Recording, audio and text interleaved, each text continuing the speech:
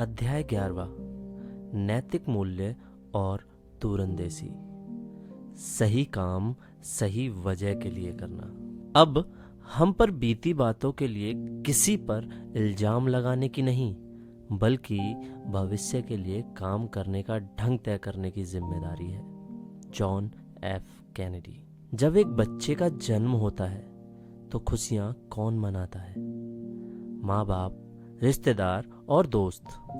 लेकिन रोता कौन है? वह बच्चा। लेकिन जब हम इस दुनिया से जाते हैं तब इसका उल्टा होना चाहिए। हमें खुशी और संतुष्टि होनी चाहिए कि हमने दुनिया को जैसा पाया था उससे बेहतर छोड़कर जा रहे हैं। दुनिया को रोने दें कि उसने एक ऐसी अच्छी आत्मा को खो दिया जिसके जाने से दुनिया थोड़ी गरीब हो गई है। हिंदू फिलॉसफी का मानना है कि जब अच्छे इंसान इस दुनिया से जाते हैं तो वे मरते नहीं, उनका नाम उनके अच्छे कामों की वजह से सदा अमर रहता है। याद कीजिए, आपने ऐसे किसी आदमी की प्रशंसा आखिरी बार कब सुनी थी? जब लोग इनकी प्रशंसा करते हैं तो आमतौर पर उस व्यक्ति द्वारा जीवन में किए गए छोटे से छोटे दयालुता भरे कामों की चर्चा कर रहे होते हैं। दयालुता भरे छोटे छोटे काम अनदेखे नहीं रहते हैं। वास्तव में किसी व्यक्ति के गुजरने के बाद इन कामों का महत्व और गहराई से महसूस किया जाता है। तभी लोग महसूस करते हैं कि गुजरने वालों के छोटे छोटे काम याद करने वालों और दूसरों के लिए कितने महत्वपूर्ण थे। आज तक कोई इंसान इसलिए सम्मानित नहीं हुआ कि उसने दुनिया से क्या लिया, लेकिन इसलिए जरूर हुआ है कि उसने क्या दिया। कैल्विन कोलिस। फ्री बुक हब सुनने के लिए आपका बहुत बहुत धन्यवाद। प्लीज सब्सक्राइब अस। हम अपने जीवन मूल्यों को किस तरह परखते हैं? हाउ डू वी जज आवर वैल्यू सिस्टम? हम अपने नैतिक मूल्यों को कैसे परखते हैं? महात्मा गांधी के अनुसार 7 महापाप ये हैं। पहला, बिना मेहनत किए दौलत कमाना। दूसरा, सद्विवेक रहित आनंद। तीसरा, चरित्रहीन ज्ञान। चौथा, नैतिकता रहित व्यवहार। पांचवा, मानवता रहित विज्ञान। छठा, त्याग रहित धर्म। और सातवां, सिद्धांत रहित राजनीति। इनमें से हर विकृति मूल्यहीनता दर्शाती है। हम अपने जीवन मूल्यों को किस तरह परखते हैं? मेरे ख्याल से इसकी 2 ही कसौटियां हैं। सबसे ऊंची कसौटी मम्मा टेस्ट कहलाती है।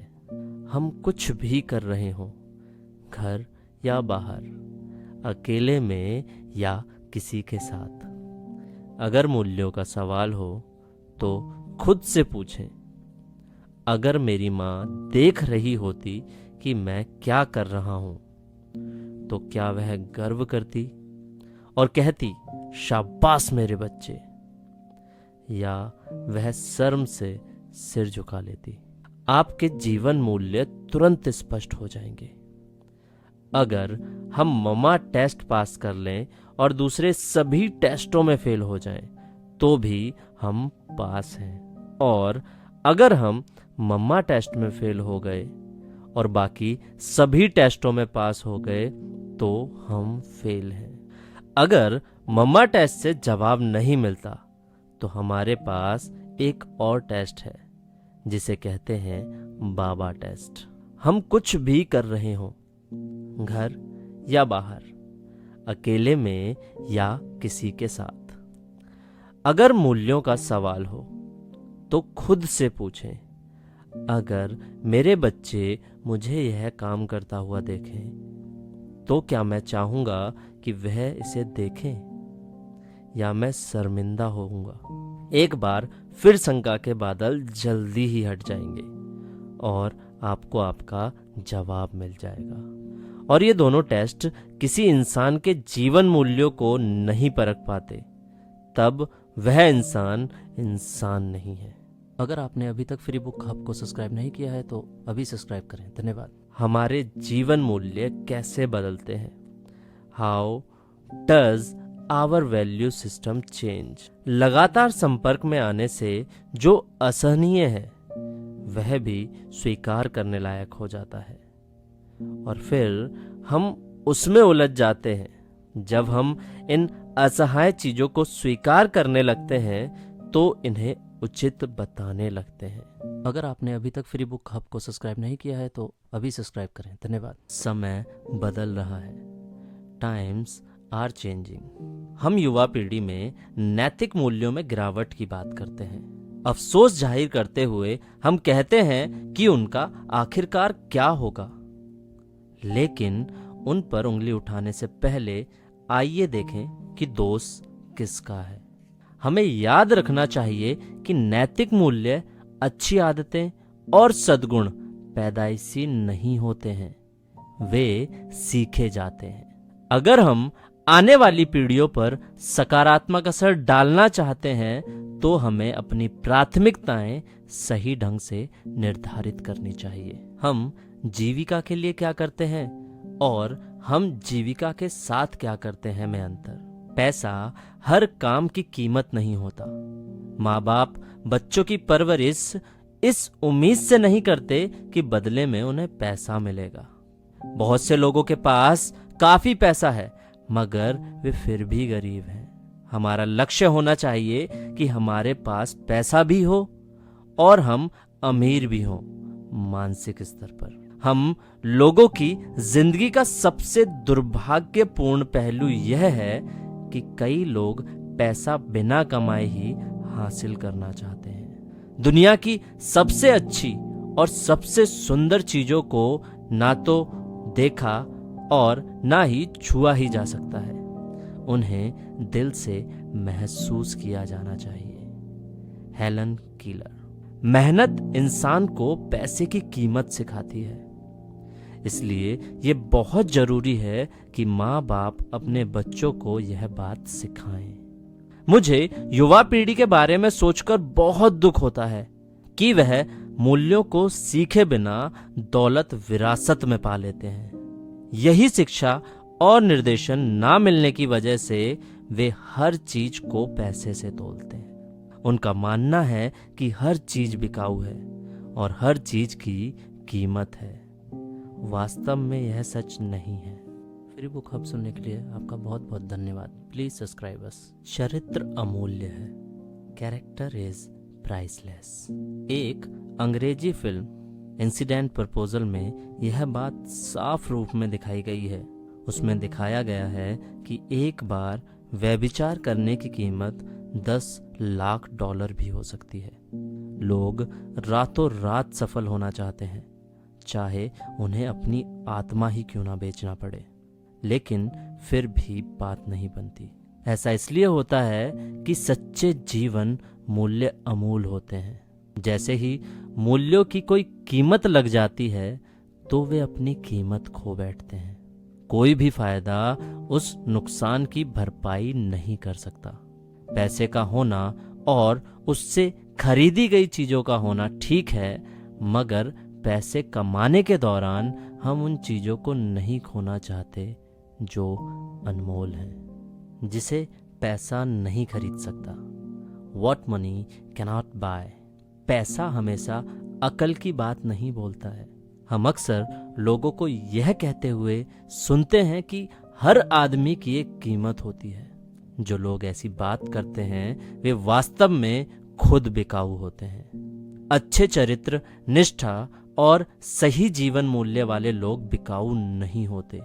पैसा खरीद सकता है, जैसे हंसी मगर खुशी नहीं, बिस्तर मगर नींद नहीं, किताबें मगर ज्ञान नहीं, साथी मगर दोस्त नहीं, चमक दमक मगर खूबसूरती नहीं, खाना मगर भूख नहीं, मकान मगर घर नहीं, दवा मगर सेहत नहीं, अंगूठी मगर जीवन साथी नहीं। अगर आपने अभी तक फ्री बुक हब को सब्सक्राइब नहीं किया है तो अभी सब्सक्राइब करें। धन्यवाद। जीवन में 2 तरह के दुख होते हैं।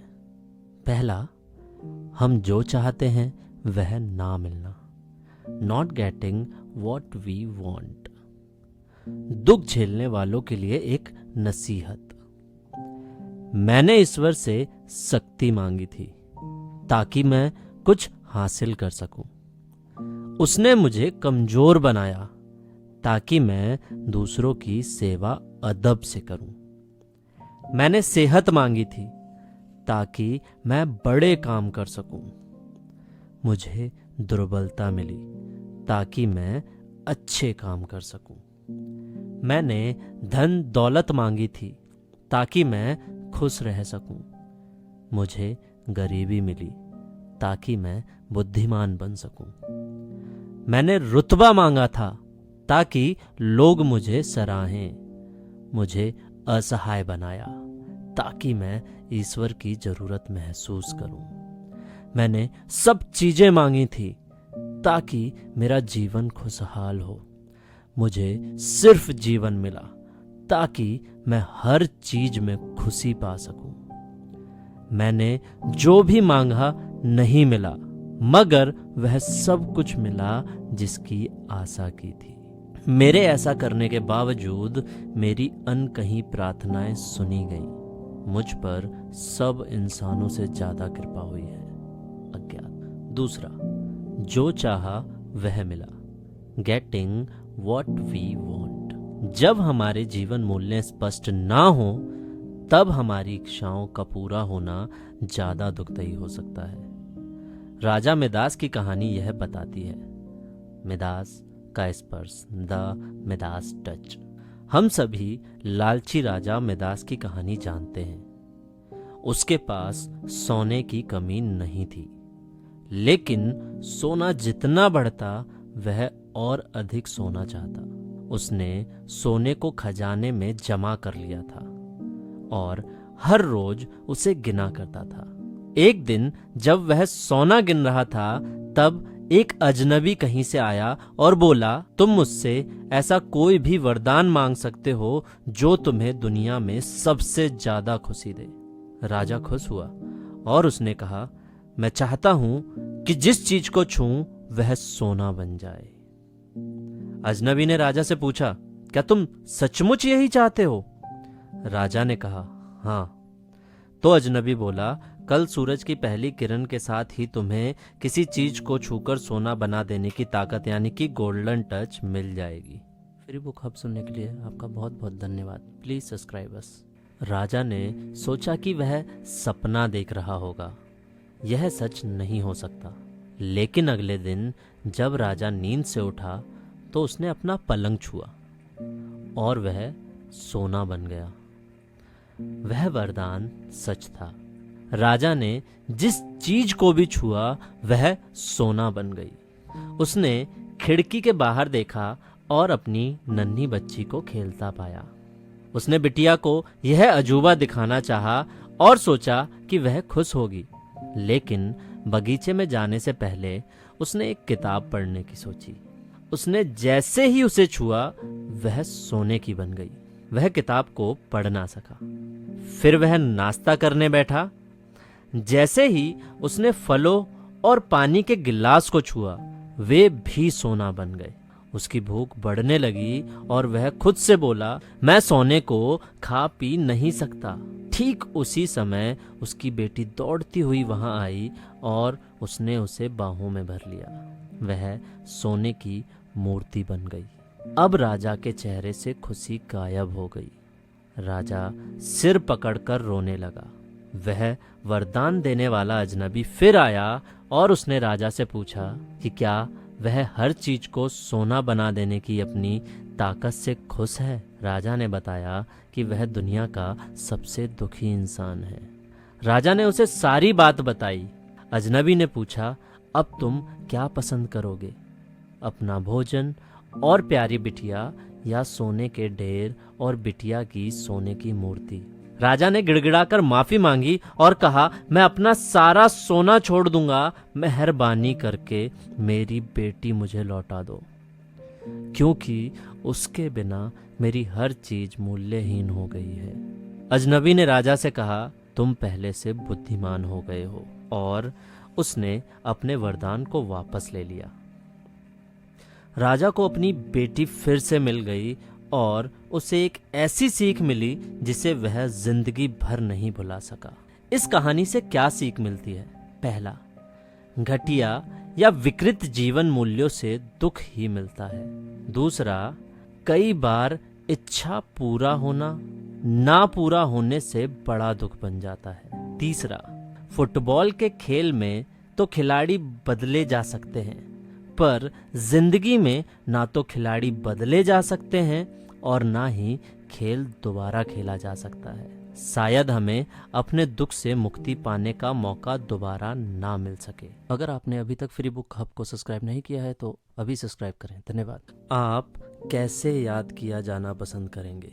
करीब 100 साल पहले एक आदमी ने सुबह के अखबार में जब अपना नाम उठावनी वाले कॉलम में देखा तो वह हैरान रह गया। अखबार वालों ने गलत फहमी की वजह से उसका नाम छाप दिया था।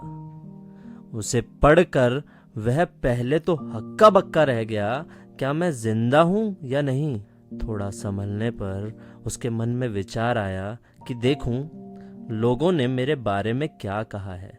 उसके बारे में लिखा था, डायनामाइट का बादशाह मर गया और वह मौत का सौदागर था। इस व्यक्ति ने डायनामाइट की खोज की थी। अखबार में अपने लिए इस्तेमाल किए गए मौत का सौदागर विशेषण यानी एडजेक्टिव को पढ़कर उसने खुद से सवाल किया, क्या मुझे इसी तरह याद किया जाएगा? उसने फैसला किया कि वह हरगिज नहीं चाहेगा कि लोग उसे इस तरह याद करें। उस दिन से उसने शांति के लिए काम करना शुरू कर दिया। उसका नाम था एल्फ्रेड नोबेल और आज उसे नोबेल पुरस्कार के लिए याद किया जाता है।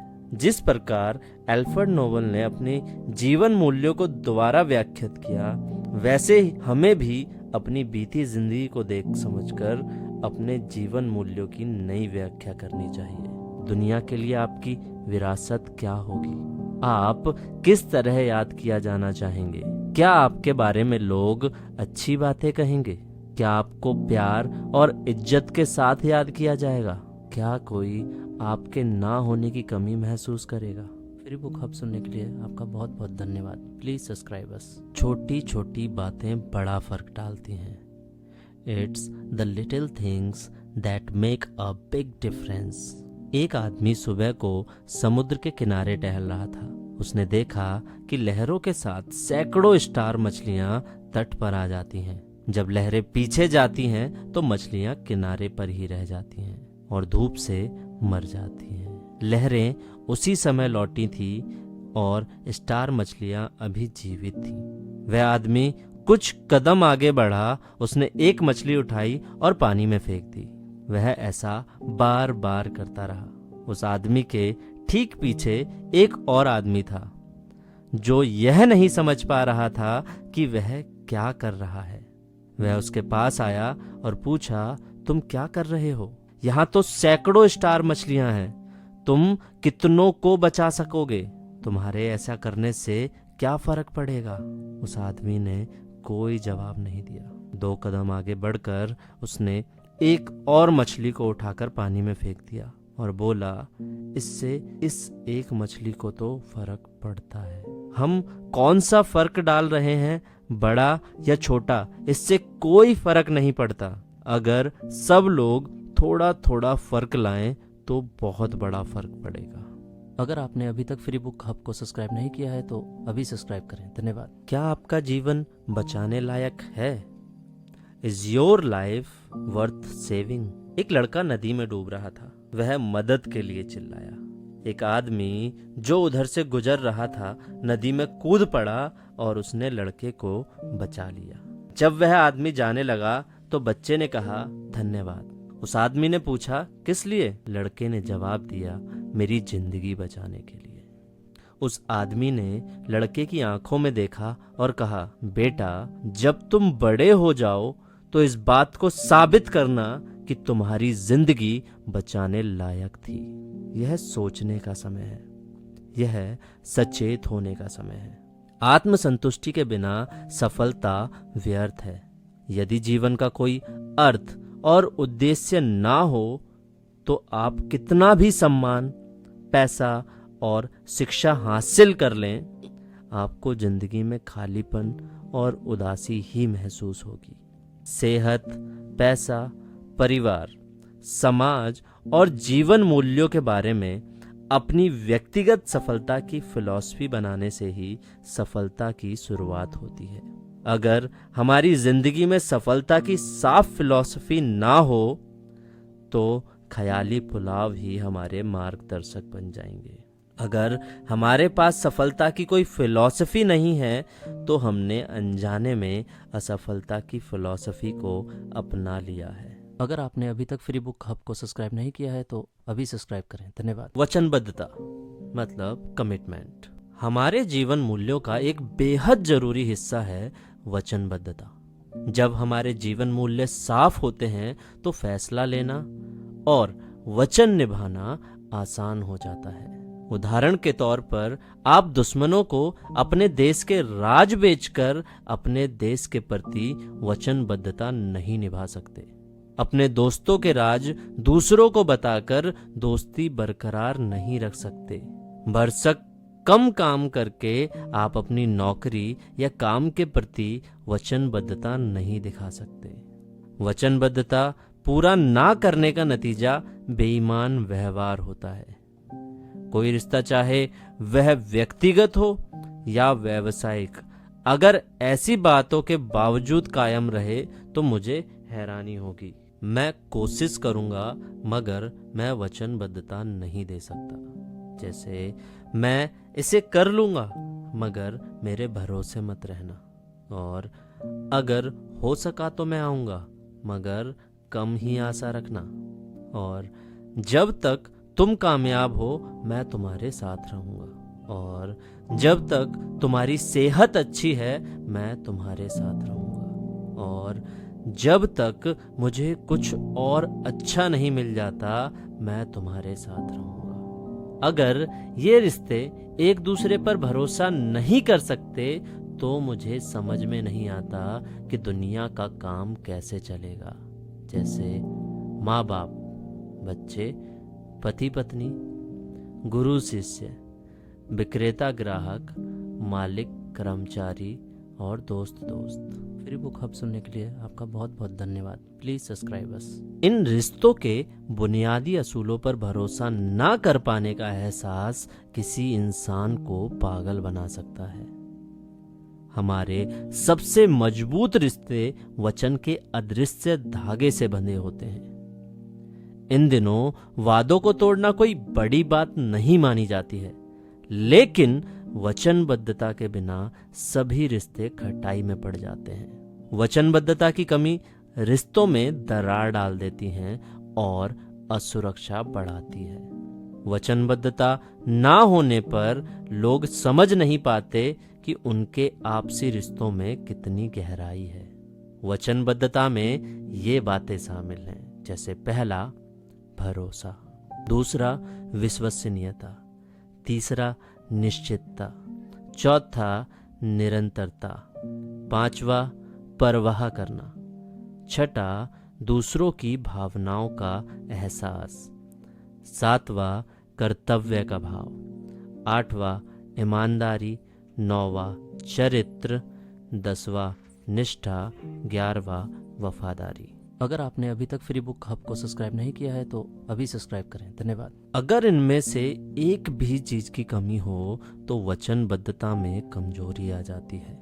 जब कोई व्यक्ति किसी को वचन देता है तो वह वास्तव में कहता है, तुम मुझ पर हर हाल में भरोसा कर सकते हो और जब भी तुम्हें मेरी जरूरत होगी मैं तुम्हारे साथ होऊंगा।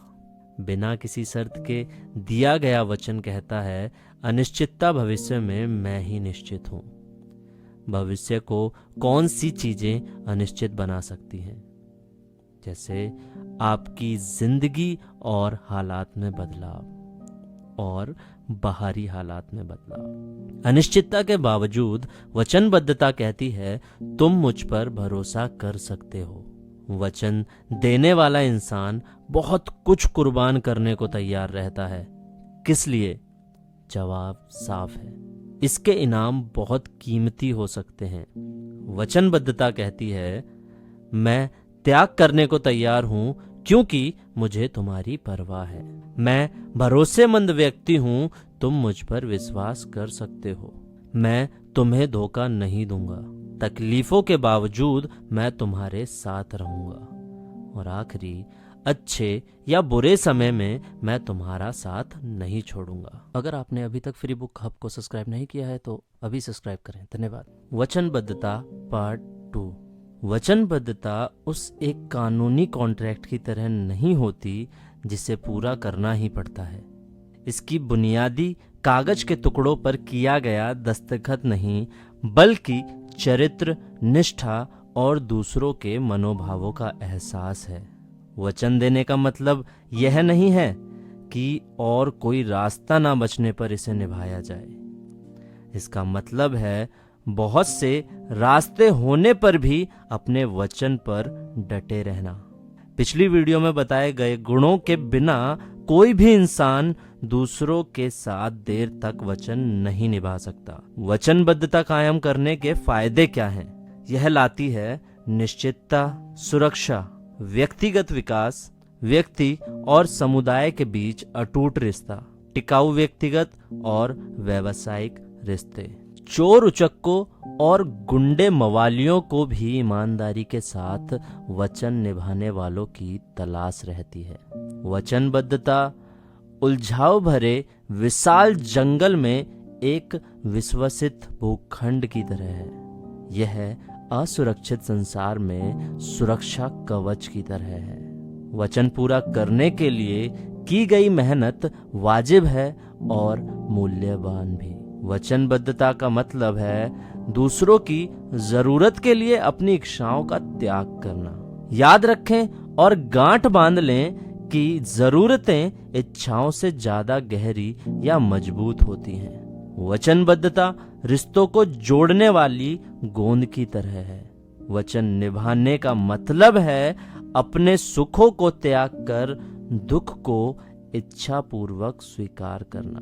फ्री बुक हब सुनने के लिए आपका बहुत बहुत धन्यवाद। प्लीज सब्सक्राइब अस। मिसाल के तौर पर, पहला, दोस्ती में वचन निभाने का मतलब है विश्वसनीयता कायम रखना। दूसरा, ग्राहकों के प्रति वचन निभाने का मतलब है अच्छी सेवा देना। तीसरा, वैवाहिक जीवन के प्रति वचनबद्धता का मतलब है वफादार होना। चौथा, शिष्टता के प्रति वचनबद्धता का मतलब है अशिष्टता से दूर रहना। पांचवा, देशभक्ति के प्रति वचनबद्धता का मतलब है त्याग करना। छठा, नौकरी के प्रति वचनबद्धता का मतलब है निष्ठावान होना। सातवां, समुदाय के प्रति वचनबद्धता का मतलब है जिम्मेदार होना। वचनबद्धता परिपक्वता की पहचान है। वचनबद्धता का मतलब है दूसरा रास्ता मिलने या कठिनाइयां सामने आने पर अपने फर्ज से मुंह ना मोड़ना। सिर्फ मजबूत इरादों के लोग ही एक मजबूत समाज का निर्माण करते हैं। अगर आपने अभी तक फ्री बुक हब को सब्सक्राइब नहीं किया है तो अभी सब्सक्राइब करें। धन्यवाद। रिश्ते वचनबद्धता पर आधारित होते हैं, सिर्फ निकटता और घनिष्ठता पर नहीं। कोई व्यक्ति करीबी और घनिष्ठ हो सकता है, लेकिन जरूरी नहीं कि वह वचन भी निभाए। पिछले कुछ दशकों में समाज के जीवन मूल्य तेजी के साथ बदले हैं। अब तो बिना वचनबद्धता के संबंध बनाना भी अच्छा समझा जाने लगा है। बहुत से लोग वचनबद्धता का मतलब बंधन मान लेते हैं। वे लोग वचनबद्ध नहीं होना चाहते क्योंकि वे खुद को इसके लिए पूरी तरह तैयार नहीं मानते हैं। फिर भी सालों तक वे दूसरों की हर चीज इस्तेमाल करते रहते हैं। बहाना यह होता है कि वचनबद्ध होने से पहले हम एक दूसरे को परख रहे हैं। वे सालों साल परखते रहते हैं। वे ऐसी क्या चीज परख रहे हैं जिसे उन्होंने पिछले कुछ दिनों या कुछ महीनों अथवा कुछ सालों में नहीं परखा है। मेरे विचार में ऐसे लोग स्वार्थी जोंक की तरह हैं। ये लोग चीजें जब तक ठीक चल रही हों तब तक अधिक से अधिक फायदा उठा लेना चाहते हैं। ये केवल लेना जानते हैं और समाज के लिए एक बोझ हैं। अगर आपने अभी तक फ्री बुक हब को सब्सक्राइब नहीं किया है तो अभी सब्सक्राइब करें। धन्यवाद। रिश्ते प्यार और भावनाओं के आवेग से नहीं चलते, बल्कि वचनबद्धता और दूसरों के मनोभाव को समझने से चलते हैं। वचनबद्धता का मतलब है कि दूसरों की ज़रूरतों को ज़्यादा महत्व देना। कई बार नेक इरादे वाले अच्छे लोगों के सामने एक दूसरे से टकराने वाली वचनबद्धताएं आ खड़ी होती हैं। उदाहरण के तौर पर, पहला, एक सिपाही आखिरी सांस ले रही अपनी पत्नी की देखभाल के प्रति वचनबद्ध है। तभी अचानक उसे इमरजेंसी से निपटने के लिए बुलावा आता है। शहर में कहीं 10 लोगों का जीवन खतरे में है। उसे क्या करना चाहिए? दूसरा, एक सर्जन की बेटी को स्नातक यानी ग्रेजुएट की उपाधि मिलने वाली है। उसने अपनी बेटी से जीवन में एक बार आने वाले इस अवसर पर मनाए जाने वाले समारोह में मौजूद रहने का वादा किया है। समारोह से 20 मिनट पहले उसे एक इमरजेंसी सूचना मिलती है कि एक्सीडेंट की वजह से घायल हुए एक आदमी का जीवन बचाने के लिए उसे ऑपरेशन करना है और कोई सर्जन इस समय शहर में मौजूद नहीं है। उसके पास क्या रास्ता है? किसी एक का चुनाव करने का मतलब यह नहीं है कि हमारी दूसरे के प्रति वचनबद्धता नहीं है। इन दोनों जिम्मेदारियों में से एक को चुनते समय प्राथमिकता, जिम्मेदारी और कर्तव्य का ध्यान रखना पड़ता है। प्राथमिकताओं को नैतिक मूल्यों के आधार पर तय करने से हमें बिना किसी अपराध बोध के एक के बजाय दूसरी वचनबद्धता को चुनने में मदद मिलती है। काफी हद तक मुमकिन है कि सर्जन अपनी बेटी के स्नातक उपाधि समारोह में ही रुकना चाहता हो, लेकिन इससे कोई फर्क नहीं पड़ता कि उसकी प्राथमिकताएं क्या हैं या फिर वह क्या चाहता है। वचनबद्धता में 11 बातें शामिल हैं, जिसके बारे में हम पहले की वीडियोस में बता चुके हैं। भले ही हम उन्हें पसंद करें या ना करें, वचनबद्धता को निभाना चरित्र की दृढ़ता को दिखाता है। इसमें अपनी इच्छाओं के बदले दूसरों की जरूरतों को प्रमुखता दी जाती है, लेकिन उनकी सनक और ऊटपटांग इच्छाओं को नहीं। फ्री बुक हब सुनने के लिए आपका बहुत बहुत धन्यवाद। Please subscribe us. जरूरतें आवश्यक हैं, जबकि इच्छाएं अनंत हैं। कसम कस के समय जरूरतों का फैसला उनकी प्रमुखता, जिम्मेदारी और कर्तव्य की बुनियाद पर किया जाना चाहिए। विवाह जैसे रिश्ते में 2 लोग एक दूसरे के प्रति वचनबद्ध होते हैं। मान लीजिए अगर शादी के 1 साल बाद ही पति और पत्नी में से किसी एक को कैंसर हो जाए, तो क्या दूसरे को ऐसा महसूस करना चाहिए कि उसके साथ छल हुआ है, उसका कुछ छीन लिया गया है? क्या उसे नाराजगी महसूस करनी चाहिए? ऐसे में दूसरे को अपनी जिंदगी बर्बाद करने का दोषी मानना चाहिए? यह वचनबद्धता नहीं है, यह सिर्फ स्वार्थ है।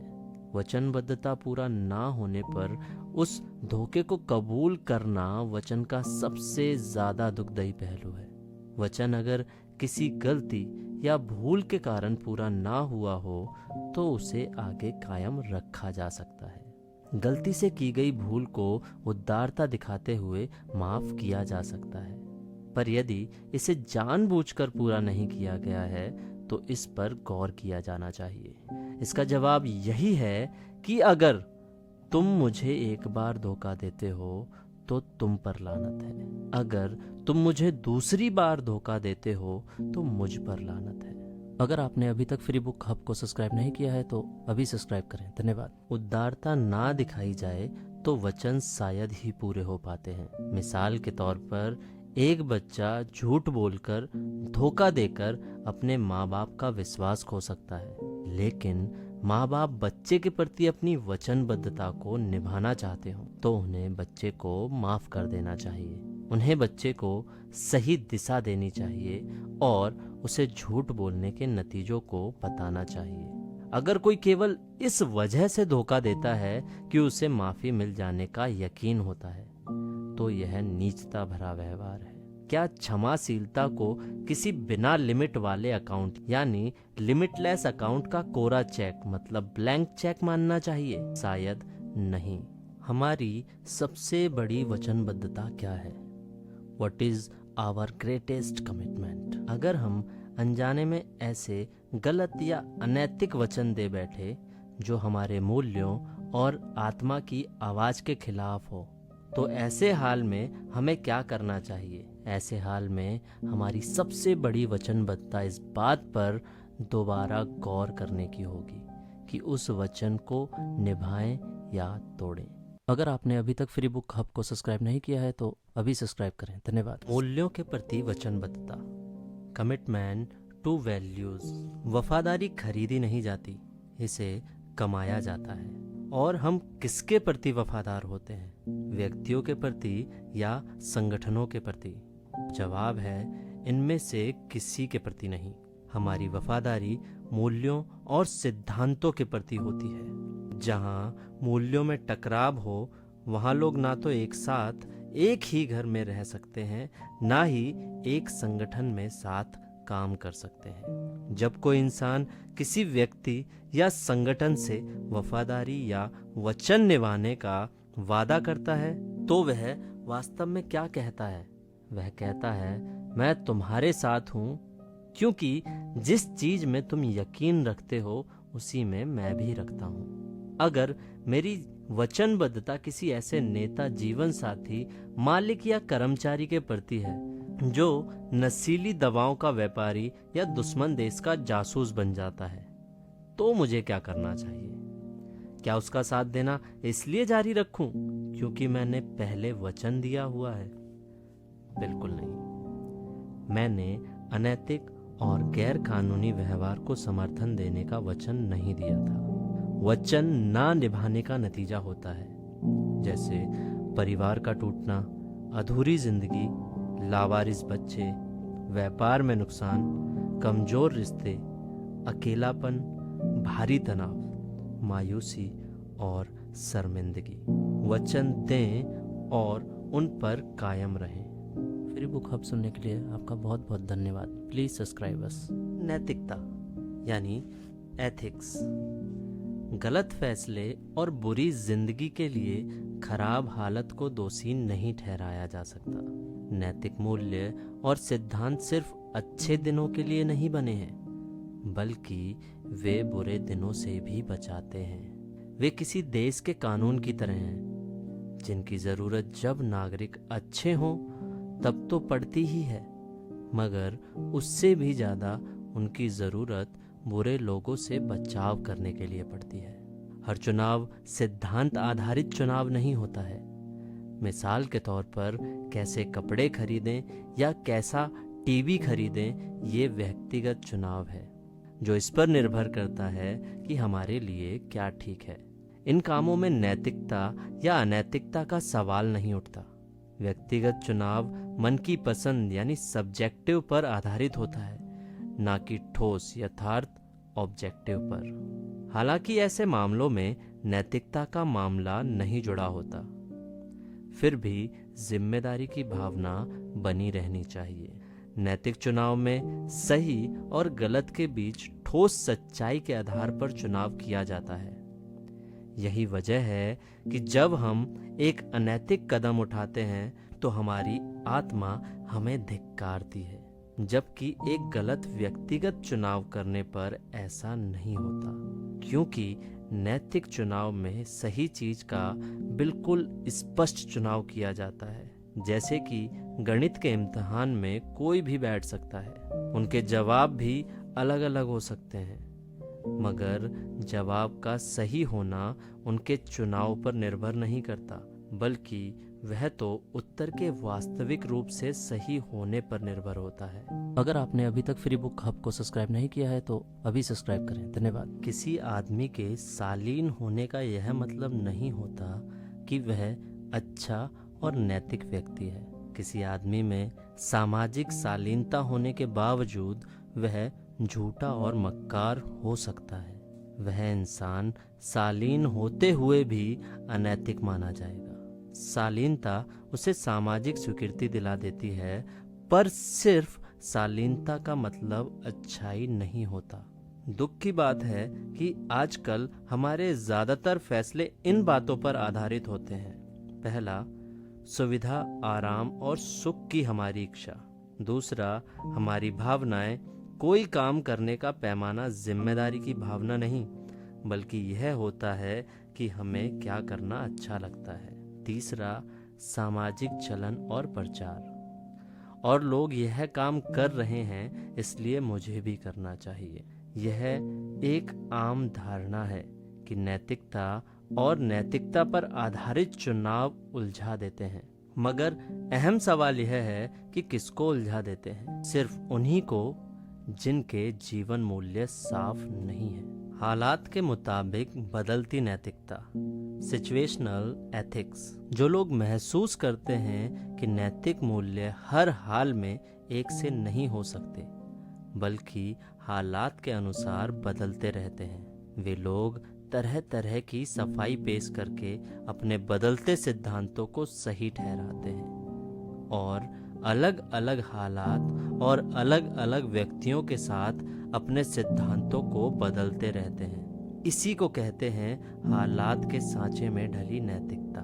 यह आस्था पर नहीं बल्कि सुविधा पर टिकी नैतिकता है। फ्री बुक हब सुनने के लिए धन्यवाद। पैमाने, बेंचमार्क्स। किसी भी नैतिक दिशा सूचक यानी कंपास के सहारे तभी आगे बढ़ा जा सकता है जब उसमें अंदरूनी संगति और स्थिरता हो तथा किसी भी प्रकृति या रीति के परिचलित होने की स्थिति में वह एक ही दिशा में संकेत करे। टेड कॉपेल। हम स्टैंडर्ड्स क्यों बनाते हैं? वे एक पैमाना होते हैं। यूरोप और एशिया में 1 मीटर एक जैसा ही होता है। 1 किलो आटा कहीं भी जाइए 1 किलो ही होता है। जो लोग नैतिक पैमानों यानी स्टैंडर्ड्स पर यकीन नहीं रखते, वे नैतिकता की परिभाषा यह कहकर बदलते रहते हैं कि कुछ भी गलत या सही नहीं होता। हमारी सोच ही उसे ऐसा बनाती है। वे व्यवहार के बजाय व्याख्या को जिम्मेदार मानते हैं। वे महसूस करते हैं मेरा व्यवहार तो ठीक है, आपकी व्याख्या ही गलत है। मिसाल के तौर पर हिटलर सोच सकता था कि वह सही था, मगर बड़ा सवाल यह है कि क्या वह सही था? भूखे को खाने के लिए पैसा देना उचित हो सकता है, लेकिन नशीली दवाएं खरीदने के लिए पैसा देना गलत है। सामान्य हालात पैमानों को तय करते हैं जिनमें सिर्फ खास तब्दीली ला सकते हैं। मिसाल के तौर पर हत्या करना गलत है, यह एक आम धारणा है, माना हुआ सत्य है और एक नैतिक पैमाना है। आत्मरक्षा के लिए की गई हत्या को इस नैतिक पैमाने का अपवाद यानी एक्सेप्शन माना जाता है। लेकिन किसी को हत्या करने की छूट इसलिए नहीं मिल सकती कि आज मौसम अच्छा है या उसका दिल कर रहा है।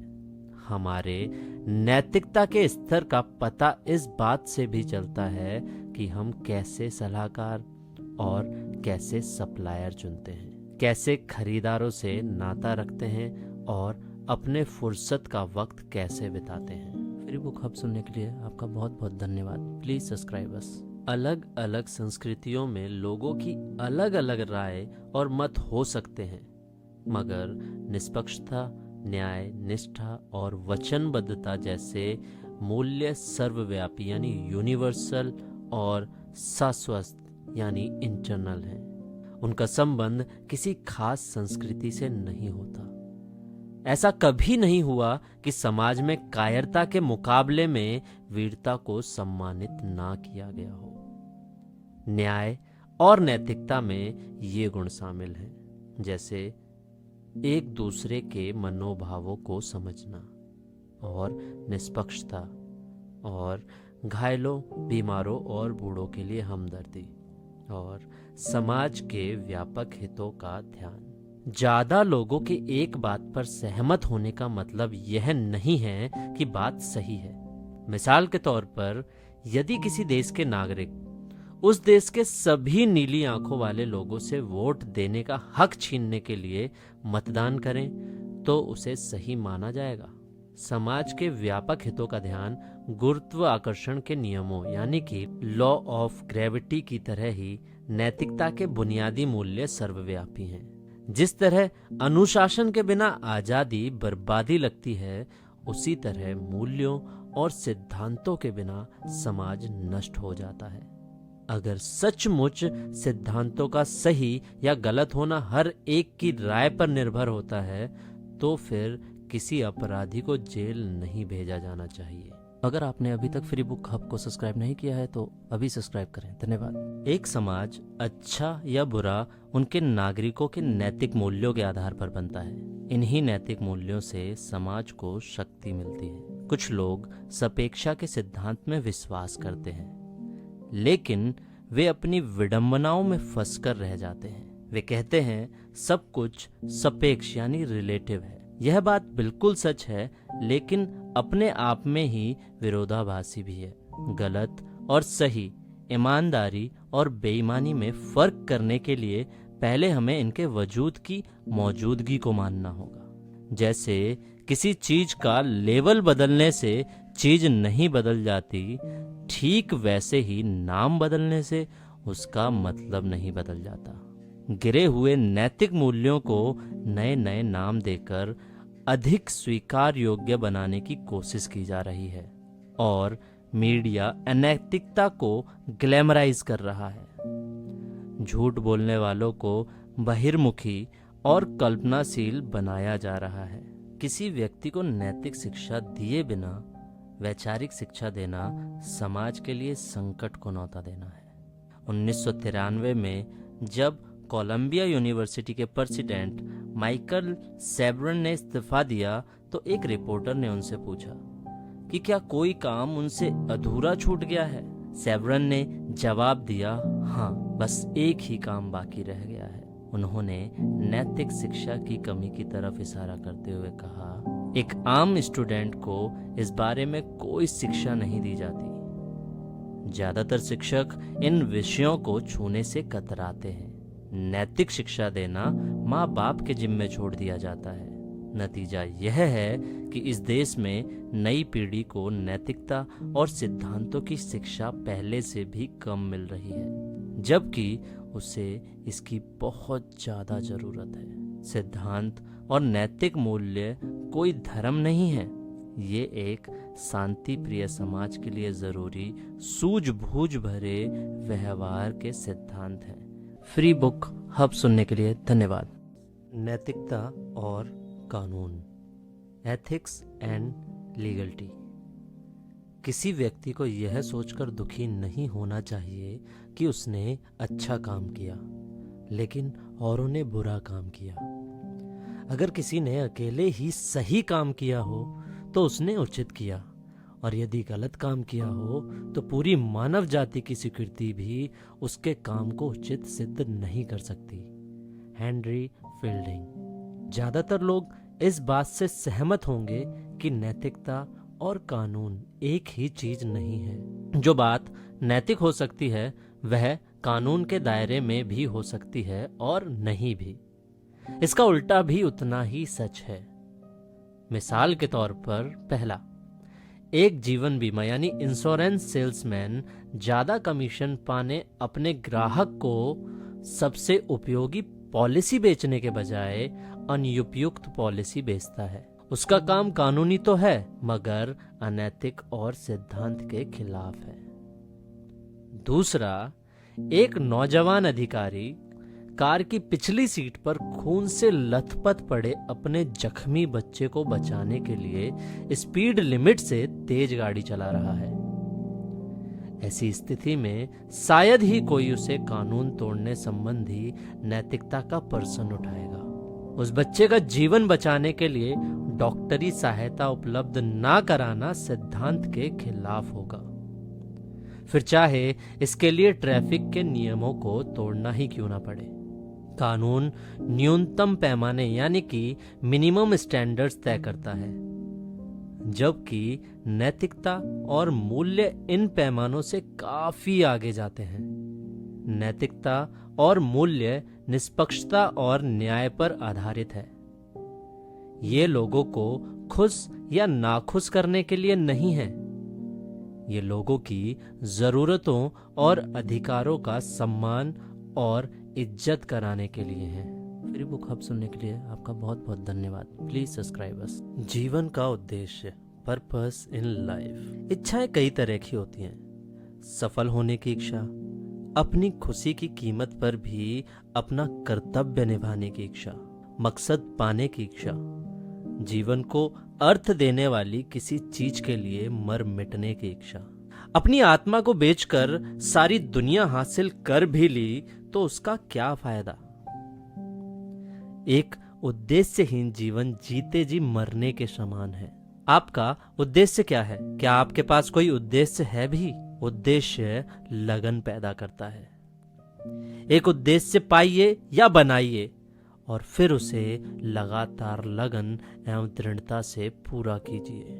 हर रोज खुद से यह सवाल पूछना चाहिए, क्या मैं जीवन में अपने उद्देश्य के करीब पहुंच रहा हूं?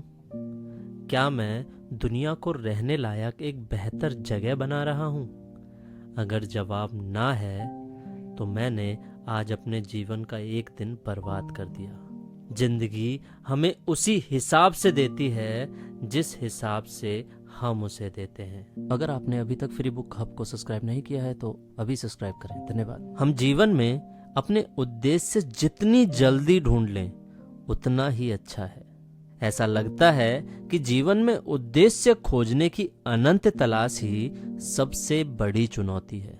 यह सिर्फ व्यक्ति के साथ ही नहीं बल्कि हमारे परिवारों, संगठनों और देश के साथ भी होता है।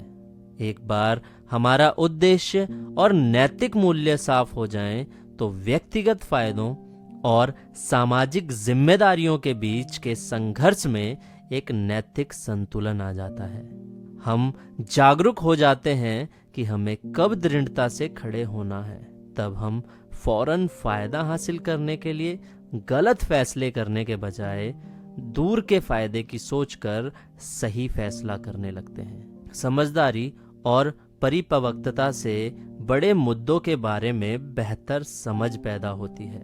फ्री बुक हब सुनने के लिए धन्यवाद। पढ़ो ऐसे कि जैसे तुम्हें सदा जीना है और जियो ऐसे कि जैसे तुम्हें कल ही दुनिया से चले जाना है। महात्मा गांधी। दूसरों की मदद किए बिना हम अपनी मदद नहीं कर सकते। दूसरों को फायदा पहुंचाए बिना हम खुद को फायदा नहीं पहुंचा सकते। दूसरों को खुशहाली दिलाए बगैर हम खुद खुशहाल नहीं हो सकते। जेनेट कॉल ने एक बार कहा, मुझे ऐसा व्यक्ति दिखाओ जो साधारण स्तर से संतुष्ट हो, तो मैं तुम्हें ऐसा व्यक्ति दिखाऊंगी जिसकी किस्मत में असफल होना लिखा है। जिंदगी तमाशे बीनों का खेल नहीं है। हम चुपचाप बैठकर कुछ होते हुए नहीं देख सकते। जिंदगी को सार्थक बनाने के लिए एक उद्देश्य को खोजना और उसे पाने की कोशिश करना जरूरी है। फ्री बुक हब सुनने के लिए आपका बहुत बहुत धन्यवाद। प्लीज सब्सक्राइब अस। उद्देश्य के साथ जीना, लिविंग विद अ पर्पस। हम सभी इस धरती पर एक उद्देश्य के साथ भेजे गए हैं। हम इस विशाल तस्वीर का एक हिस्सा हैं, लेकिन बहुत कम लोग ही जीवन में अपने उद्देश्य को खोज या पहचान पाते हैं। हम में से ज्यादातर लोग सिर्फ जीते हैं और अपने समय को सार्थक बनाने के बजाय अपने दिन गिनते रहते हैं। डॉक्टर एल्बर्ट आइंस्टाइन से एक बार पूछा गया, हम यहाँ क्यों आए हैं? तो उन्होंने जवाब दिया, अगर दुनिया एक एक्सीडेंट की देन है तो हम भी एक्सीडेंट की देन है। अगर इस दुनिया के होने का कोई मकसद है तो हमारे होने का भी कोई मकसद है। और वे आगे बोले, मैं भौतिक विज्ञान यानी कि फिजिक्स को जितना ही पढ़ता हूं उतना ही आध्यात्मिक ज्ञान की तरफ खिंचता जाता हूं। मैं उस काम में असफल होना पसंद करूंगा जो आखिर में सफल होगा, बजाय उस काम में सफल होने के जो आखिर में असफल होगा। Woodrow Wilson. अगर आपने अभी तक फ्री बुक हब को सब्सक्राइब नहीं किया है तो अभी सब्सक्राइब करें। धन्यवाद। हम अपने जीवन मूल्य कहाँ से सीखते हैं? From where do we learn our values. मैंने हाल ही में एक ऐसे शिक्षक के बारे में पढ़ा जो टिनेक, न्यू जर्सी, अमेरिका में हाई स्कूल स्तर के छात्रों को जीवन मूल्यों के बारे में पढ़ा रहे थे।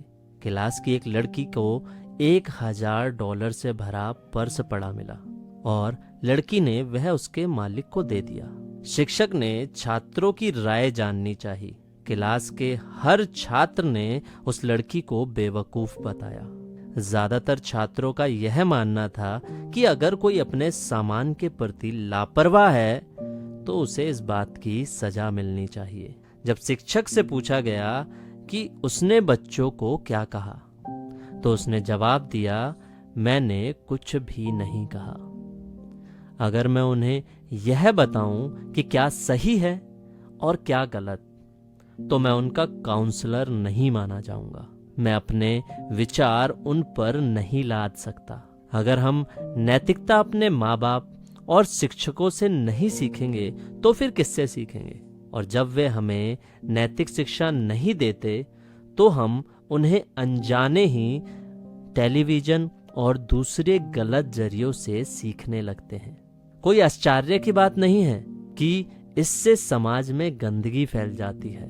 ऊपर जिस शिक्षक का उदाहरण दिया गया है वे न केवल विस्कृत यानी डिस्ट्रॉयड जीवन मूल्यों वाला और गैर जिम्मेदार है, बल्कि उसे हमारे बच्चों को पढ़ाने का हक भी नहीं है। फ्री बुक हब सुनने के लिए धन्यवाद। जीत और विजेता में फर्क। Winning versus winners. जीत और विजेता में क्या फर्क है? जीत एक घटना है, विजेता होना एक भावना है। विजेता जीत को अपने सिद्धांतों के तराजू पर तोलते हैं। 3 प्रेरक विजेता। 3 इंस्पिरेशनल विनर्स। पहला, ओलंपिक में भाग लेना जीवन की एक बहुत बड़ी घटना मानी जाती है। लॉरिस लेमेक्स ओलंपिक में नाव की रेस के दौरान मुसीबत में फंसे अपने एक प्रतियोगी की मदद करने के लिए रुक गए। सारी दुनिया देख रही थी। अपने जीतने की इच्छा से ज्यादा दूसरे के जीवन की रक्षा करने को उन्होंने प्राथमिकता दी। हालांकि वे नौका दौड़ में नहीं जीते, फिर भी वे विजेता थे।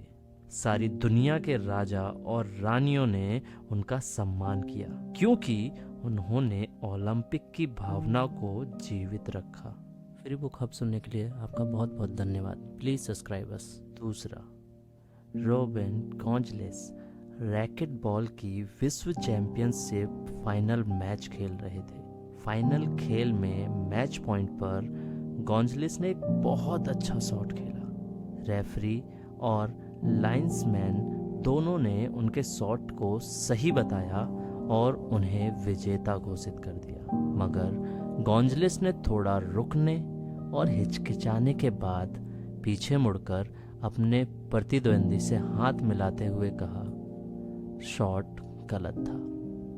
नतीजा यह हुआ कि वे सर्विस हार गए और मैच भी। हर कोई हैरान रह गया।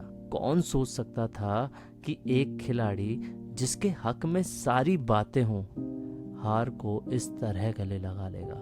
जब पूछा गया कि उन्होंने ऐसा क्यों किया तो गॉन्जलेस ने जवाब दिया, अपने जमीर को बनाए रखने के लिए मेरे पास यही एक रास्ता था।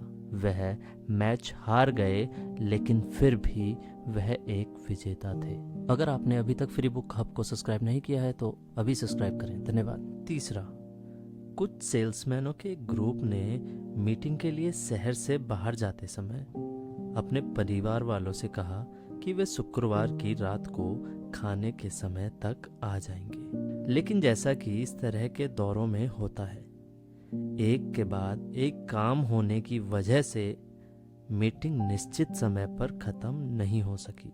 उन्हें देर हो चुकी थी और उन्हें अपना जहाज पकड़ना था। वे भागते भागते जहाज छूटने से कुछ ही मिनट पहले एयरपोर्ट पहुंचे।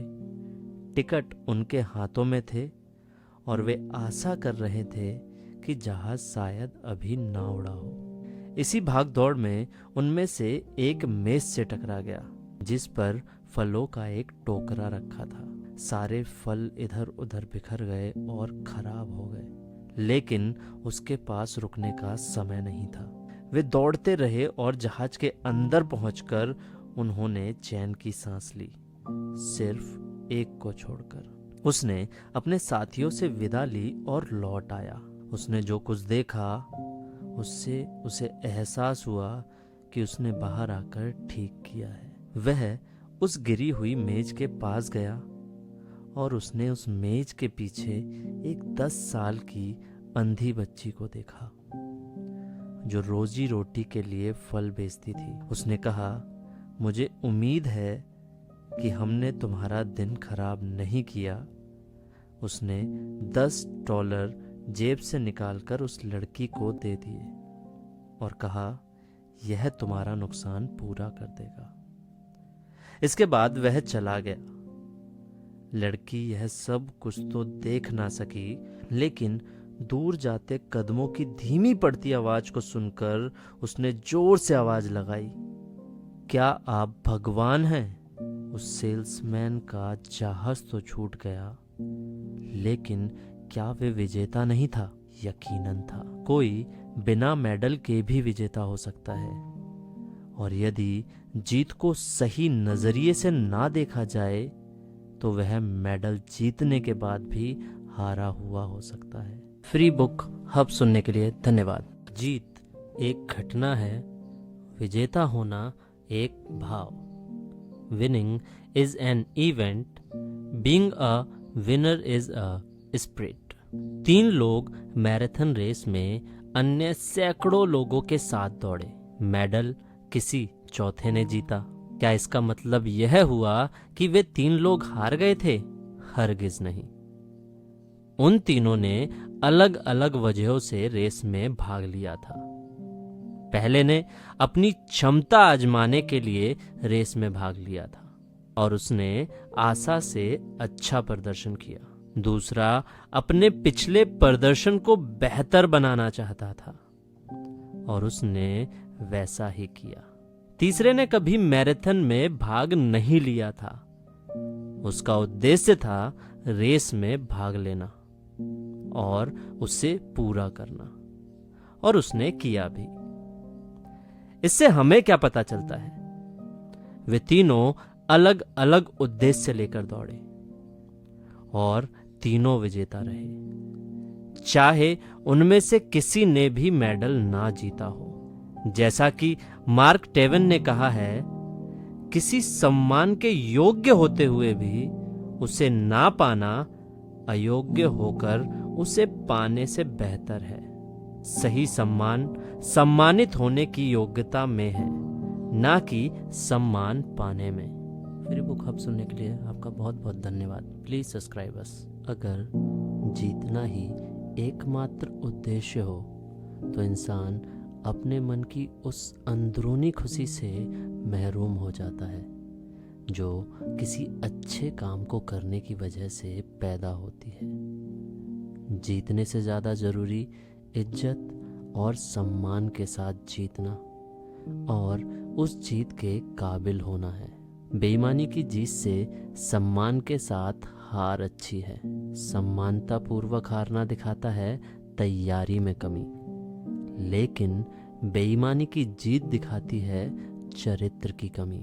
जब किसी इंसान को यह पता हो कि कोई नहीं जान पाएगा कि उसने क्या किया और क्या नहीं किया, तब वह क्या करता है, इसी बात से उसके चरित्र की असली पहचान होती है। कोई भी जीत इस योग्य नहीं कि उसके लिए जमीर से समझौता करके झटपट कामयाबी दिलाने वाले गलत रास्तों को अपनाया जाए।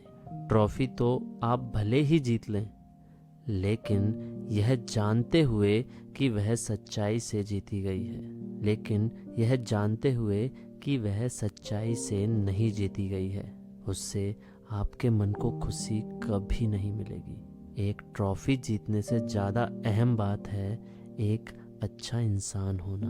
अगर आपने अभी तक फ्री बुक हब को सब्सक्राइब नहीं किया है तो अभी सब्सक्राइब करें। धन्यवाद। विजेता हर दिन यह सोचकर जीते और काम करते हैं कि यह उनके जीवन का आखिरी दिन है। क्योंकि इनमें से कोई एक दिन हमारा आखिरी दिन होगा और हम नहीं जानते कि वह दिन कौन सा होगा। जब वे इस दुनिया से जाते हैं तो एक विजेता की तरह जाते हैं। कई बार जीत से ज़्यादा हार में विजय होती है। माइकल डी मैटेंगन। याद रखिए, विजेता उदार होते हैं। वे कभी अपने बारे में डींग नहीं हाँकते। वे अपने साथी और विपक्षी खिलाड़ियों दोनों को पूरा सम्मान देते हैं और उनकी प्रशंसा करते हैं। सफल होना तो बहुत से लोग जानते हैं, पर सफलता को संभालना कम ही लोग जानते हैं। फ्री बुक हब सुनने के लिए धन्यवाद। सफलता का ब्लूप्रिंट, ब्लूप्रिंट फॉर सक्सेस। हम दुनिया भर में कई संगठनों और आम लोगों के लिए एक 3 दिन की सेमिनार आयोजित करते हैं जिसका नाम है ब्लूप्रिंट फॉर सक्सेस। दुनिया के बहुत से संगठनों के लिए यह सेमिनार खासतौर पर उनमें काम करने वालों के लिए आयोजित की जाती है और आम लोगों के लिए यह खुले तौर पर आयोजित की जाती है। यह इस सिद्धांत पर आधारित होती है, जीतने वाले अलग काम नहीं करते, वे हर काम अलग ढंग से करते हैं। Winners don't do different things, they do things differently. यह सिद्धांत इस सोच के जवाब में आया, जीत ही सब कुछ है। इस बाद वाली फिलॉसफी को मानने वाले की निष्ठा पर मुझे शक होता है। यह किलर इंस्टिंक्ट का गलत मतलब देती है। अगर आप किसी राह चलते इंसान से पूछे किलर इंस्टिंक्ट का मतलब क्या है, तो ज़्यादातर लोग यही जवाब देंगे, जैसा भी हो आपको जीतना है, रास्ता चाहे टेढ़ा हो या सीधा। यह किलर इंस्टिंक्ट नहीं बल्कि पूरी बेईमानी है। एक अच्छे खिलाड़ी के लिए किलर इंस्टिंक्ट का मतलब है, पहला, आप 100% नहीं बल्कि 200% मेहनत और कोशिश करें। फ्री बुक हब सुनने के लिए आपका बहुत बहुत धन्यवाद। Please subscribe us. जीत के लिए विपक्षी की गलती का फायदा उठाएं। विपक्षी की गलती का फायदा ना उठाना मूर्खता है, लेकिन जीत के लिए खेल के नियमों को तोड़ना, उल्लंघन करना किलर इंस्टिंक्ट नहीं, सरासर बेईमानी है। गलत ढंग से हासिल की गई जीत थोड़े समय की सफलता तो दे सकती है, मगर मन की संतुष्टि नहीं। सच्चाई यह है कि जिंदगी प्रतियोगिता है और हम सभी को इसमें भाग लेना है। वास्तव में प्रतियोगिता भाग लेने वालों को और बेहतर बनाती है। इसमें कोई शक नहीं कि उद्देश्य तो जीतना होता है, मगर यह जीत ईमानदारी, उदारता, स्पष्टता और खेल के नियमों के अनुसार हासिल की जानी चाहिए। विजेता कदमों के निशान छोड़ जाते हैं। Winners leave a legacy. महान लोग अपनी पहचान पीछे छोड़ जाते हैं। विजेता इस बात को महसूस करते हैं कि कोई अकेला ही कामयाबी हासिल नहीं कर सकता। हालांकि चैंपियनों को मेडल मिलते हैं, लेकिन वे जानते हैं कि उनकी सफलता के पीछे बहुत सारे लोगों का हाथ है, जिनके बिना यह सब कुछ संभव नहीं हो पाता। इनमें शामिल होते हैं शिक्षक, माँ बाप, कोच, प्रशंसक और उनके सलाहकार। जिन लोगों ने कामयाबी हासिल करने में हमारी मदद की है, हम उनका कर्ज पूरी तरह कभी नहीं चुका सकते। उनके प्रति थोड़ा सा आभार केवल आने वाली पीढ़ी की मदद करके जताया जा सकता है। विजेता के पास अपना आभार जीतने का एक ही रास्ता है कि वह आने वाली पीढ़ियों का सही मार्गदर्शन करे। यह कविता इस बात को साफ जाहिर कर देती है। रास्ता बनाने वाला। अगर आपने अभी तक फ्री बुक हब को सब्सक्राइब नहीं किया है तो अभी सब्सक्राइब करें। धन्यवाद।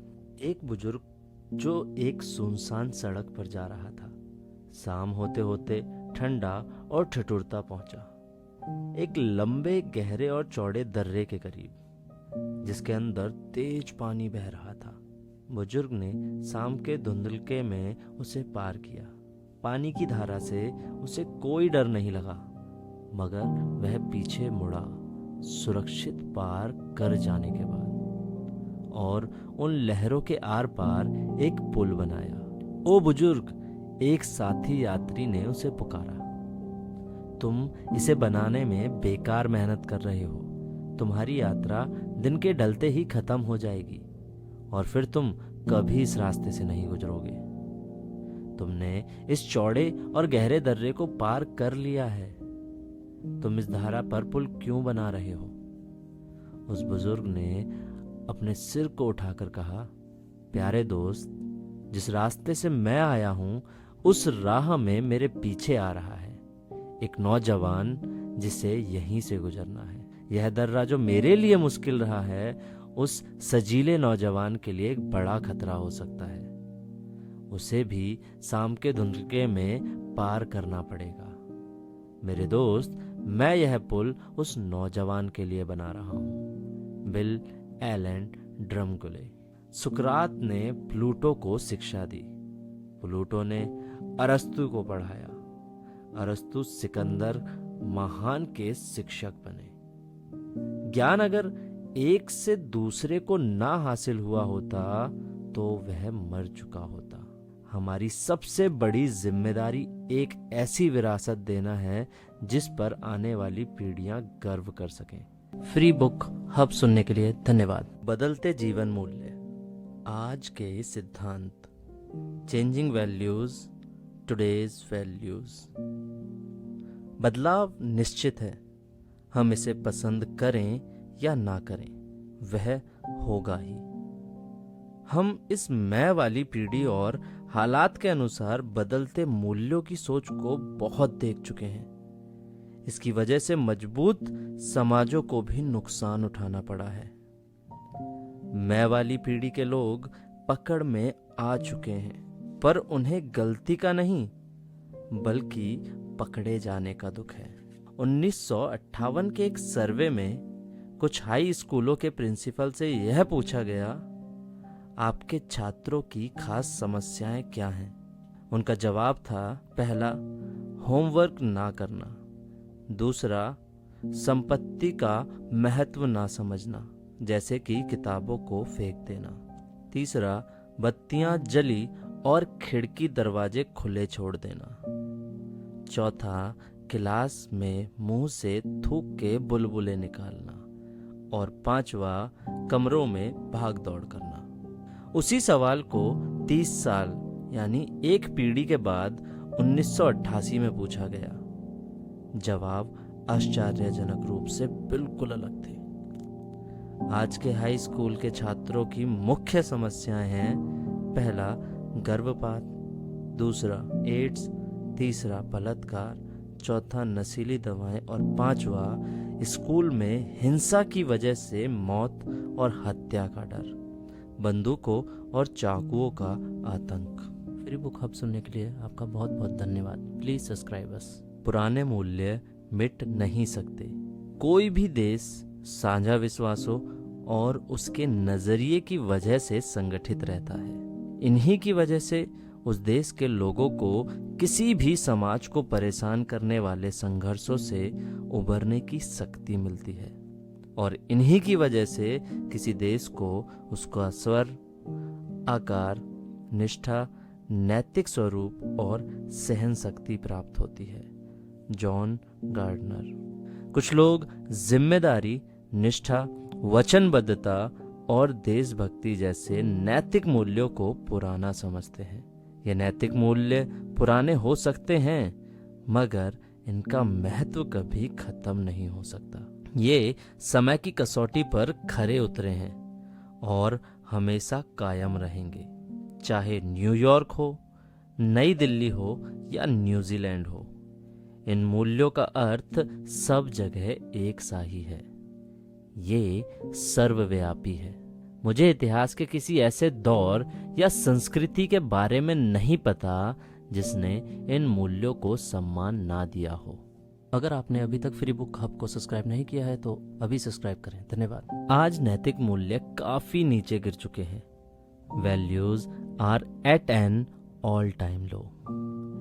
किसी समाज में अनैतिकता और नाइंसाफी से निराशा जन्म लेती है। अनैतिकता आनंद की तलाश में रहने वाले लालची और अविवेकी लोगों पर दृढ़ नैतिक चरित्र वाले लोगों द्वारा अंकुश लगाया जाना जरूरी है। बदलाव के इस दौर में हम अपने रास्ते से भटक गए हैं। जिस समाज ने अपने नैतिक मूल्यों को खो दिया है वह विनाश की ओर बढ़ रहा है। इतिहास गवाह है कि जिस समाज के नैतिक मूल्य गिरे वह समाज भी गिर गया। लगभग 50-60 साल पहले अमेरिका जबरदस्त मंदी के दौर से गुजर रहा था। उसकी 1/3 दौलत कुछ ही महीनों में बर्बाद हो चुकी थी। उत्पादन में 77% की गिरावट आ गई थी। 1/4 मजदूर बेकार हो गए थे। कई शहरों में स्कूल चलाना भी मुश्किल हो गया था। न्यूयॉर्क के 20% स्कूली छात्र पोषण की कमी के शिकार हो चुके थे। एक समय तो 3 करोड़ 40 लाख आदमी, औरत और बच्चे बगैर किसी आमदनी के थे।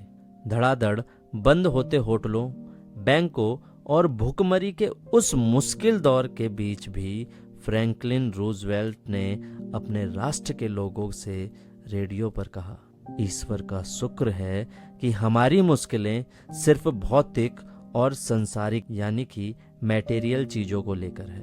फ्री बुक हब सुनने के लिए धन्यवाद। जीत आपकी, जिसके लेखक हैं शिव खेरा। आप सुन रहे हैं फ्री बुक हब। अगर अब तक आपने पीछे के पार्ट नहीं सुने हैं तो प्लीज उनको प्लेलिस्ट में जाके सुन सकते हैं या ऊपर आई बटन पे भी जाके सुन सकते हैं। तो स्टार्ट करते हैं आगे का टॉपिक। अच्छाई क्या है? What is goodness? अगर हम एक सर्वे करें और लोगों से पूछें क्या आप अच्छे हैं, तो ज्यादातर लोगों का जवाब होगा हाँ। उनसे पूछें कौन सी चीज उन्हें अच्छी बनाती है, तो जवाब होगा मैं धोखा नहीं देता इसलिए मैं अच्छा हूं, या मैं झूठ नहीं बोलता इसलिए मैं अच्छा हूं, या मैं चोरी नहीं करता इसलिए मैं अच्छा हूं। अगर आप ऊपर दिए जवाबों को जांचें और परखें तो पाएंगे कि उनमें ज्यादा दम नहीं है। उस आदमी के बारे में सोचें जो कहता है मैं धोखा नहीं देता। इसका मतलब सिर्फ यही है कि वह धोखेबाज नहीं है। और वे लोग जो कहते हैं कि हम झूठ नहीं बोलते और चोरी नहीं करते, इसका मतलब सिर्फ यही है कि वे झूठे और चोर नहीं हैं। मगर इतनी सी बात से वे अच्छे नहीं बन जाते। एक इंसान अच्छा तब बनता है जब वह वास्तव में अच्छे काम करता है, ना कि तब जब वह गलत काम नहीं करता। नैतिक मूल्यों वाला व्यक्ति वही होगा जिसमें निष्पक्षता, दया, साहस, निष्ठा, दूसरों के भाव समझने की क्षमता, विनम्रता, तहजीब और वफादारी जैसे गुण होंगे। इन खूबियों वाले इंसान अच्छे क्यों माने जाते हैं? इसलिए कि ऐसे लोग ही भरोसेमंद होते हैं, न्याय के लिए खड़े होते हैं, जरूरतमंद की मदद करते हैं, अपनी और अपने आसपास की लोगों की जिंदगी बेहतर बनाते हैं। अच्छाई को हर रूप में पहचानने के लिए खास पैमानों और मानदंडों यानी बेंचमार्क्स एंड स्टैंडर्ड्स की जरूरत पड़ती है। ये मानदंड नैतिक, कानूनी या दोनों ही तरह के हो सकते हैं। नैतिक मानदंड गलत और सही और इन दोनों के बीच के धुंधलके भरे क्षेत्र के बारे में हमारी समझ को साफ करते हैं। वे बताते हैं कि क्या सही है और क्या ज्यादा सही है, क्या बुरा है और क्या ज्यादा बुरा है। फ्री बुक हब सुनने के लिए आपका बहुत बहुत धन्यवाद। Please subscribe us. हमारी नैतिकता का स्तर कितना ऊंचा है? How high are our ethical standards? अगर हालात ऐसे हों तो आप क्या करेंगे? पहला, आपको मालूम है कि आपके घर और रेलवे स्टेशन के बीच का किराया 64 रुपये है। आप पहले भी इतना ही दे चुके हैं और आप जानते हैं कि यही सही किराया है, मगर इस बार टैक्सी ड्राइवर केवल 32 रुपये मांग रहा है। आप क्या करेंगे? दूसरा, आप किसी होटल में खाना खा रहे हैं और आपने 4 चीजें मंगवाई। बैरा चारों चीजें लाया, मगर गलती से उसने 3 ही चीजों का बिल बनाया। आप क्या करेंगे? तीसरा, आपका सबसे अच्छा दोस्त आखिरी सांस ले रहा है और आप जीवन बीमा के एजेंट हैं। वह 1 लाख रुपए का बीमा कराना चाहता है। किसी को पता नहीं है और ना ही किसी को मालूम होगा कि आपका दोस्त मरने वाला है। क्या आप उसे पॉलिसी बेचेंगे? नैतिकता को कानूनी शकल नहीं दी जा सकती। ऊपर बताए गए हालात में आप अपने बच्चों को क्या सलाह देंगे? और जो सलाह देंगे, क्या आप अपने जीवन में खुद भी वैसा ही व्यवहार कर रहे हैं? हमें नैतिकता की शिक्षा जन्म के साथ ही मिलने लगती है और वह जीवन भर साथ देती है। क्या हम अपना नैतिक व्यवहार बदल सकते हैं? हाँ, हमें नैतिक प्रशिक्षण की जरूरत है। फ्री बुक हब सुनने के लिए धन्यवाद। जीत आपकी, जिसके लेखक हैं शिव खेरा। आप सुन रहे हैं फ्री बुक हब। अगर अब तक आपने पीछे के पार्ट नहीं सुने हैं तो प्लीज उनको प्लेलिस्ट में जाके सुन सकते हैं या ऊपर आई बटन पे भी जाके सुन सकते हैं। तो स्टार्ट करते हैं आगे का टॉपिक। नैतिकता को कौन सी चीजें प्रभावित करती हैं? What affects ethics? पहला, लालच। दूसरा, डर। तीसरा, दबाव। किसी अनैतिक काम को यह कहकर उचित नहीं ठहराया जा सकता कि उसे दबाव में किया गया है। इस बात को ध्यान में रखना चाहिए कि निष्पक्ष व्यवहार का मतलब समानता का व्यवहार नहीं होता। व्यापार में नैतिकता। Ethics in business. नैतिकता और अनैतिकता का असर हर व्यवसाय में झलकता है। लालची डॉक्टर बिना जरूरत के जांच और सर्जरी करते हैं। वकील सच को तोड़ते मरोड़ते हैं। माँ बाप और बच्चे दोनों सफेद झूठ बोलते हैं। अकाउंटेंट और सेक्रेटरी अक्सर गलत रिपोर्ट बनाते हैं। जब हम अपने आसपास के लोगों को धोखा देते हैं तो सबसे बढ़कर हम खुद को धोखा देते हैं। दरअसल उस समय हम खुद धोखा खाने की तैयारी कर रहे होते हैं। इसके अलावा हम जब दूसरों को धोखा देते हैं तो सोचने लगते हैं कि दूसरे भी हमें धोखा देंगे। नतीजे के तौर पर हमारा नजरिया सुबह से भरा और निराशावादी हो जाता है। समृद्धि और खुशहाली जिम्मेदारियां लाती हैं। हम नैतिक और सामाजिक मूल्यों को नष्ट करके उद्योग, धंधों और देश के बुनियादी ढांचे का निर्माण नहीं कर सकते। नैतिक नियमों को ना मानने के नतीजे भी वैसे ही होते हैं जैसे कि कानूनी नियमों को ना मानने के होते हैं। कुछ लोग कभी भी नैतिकता का पालन करने वाले नहीं बनेंगे। वे सोचते हैं कि उन्होंने आसान रास्ता चुना है, मगर सच यह है कि रास्ता कठिन है। ग्राहकों को उचित सेवा ना देकर क्या आप खुद का सामना कर पाएंगे? क्या अपने बच्चे के सामने इस बात की डींग हाँककर आपको गर्व होगा? क्या आप अच्छा महसूस कर पाएंगे?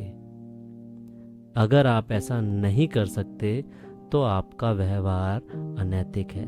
स्वाभिमान और हास्यप्रियता यानी कि सेंस ऑफ ह्यूमर आपको सही रास्ते पर बनाए रख सकते हैं। फ्री बुक हब सुनने के लिए आपका बहुत बहुत धन्यवाद। प्लीज सब्सक्राइब अस। निष्कर्ष यानी कंक्लूजन।